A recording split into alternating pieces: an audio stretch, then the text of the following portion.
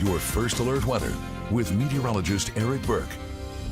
It is that time of year. Obviously, it is warm out. A lot of people like to hit the pool, the beach, but it's got to be careful. You do. I was thinking that yesterday. We were at the pool and it, dark clouds, but no thunder. And that's what you always say. If you hear thunder roar, go indoors. And so it's just a good reminder. Lightning safety, and we always tell you, lightning can strike 10 miles or more outside of that actual thunderstorm too. So when it starts looking gloomy, start taking some precautions. But rain and storms in the forecast for today and tomorrow. Sunday looks pretty dry, so that will be the best day of your weekend. Hot and humid though, and we're talking not heat advisory criteria, but very close. And just because we're not officially under a heat advisory doesn't mean you can't come down with some heat related illness. So that's something we'll be monitoring as we go through the weekend. Also next week, temperatures, highs, mid to even upper 90s. Might even have to pull the trigger on triple digits by Thursday and Friday of next week. So a drier stretch next work week, but a hotter stretch coming your way. Right now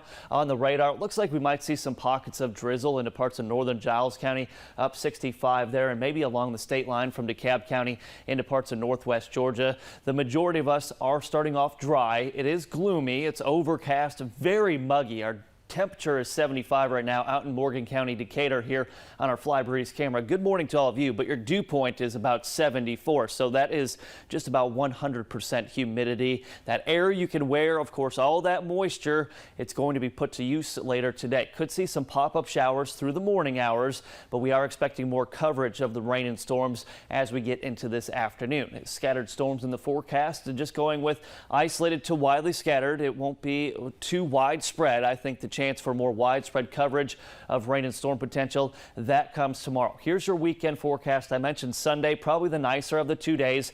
Both days very hot and humid with your heat index probably 98 to maybe up to 105 degrees. But we could even start off the morning with some showers.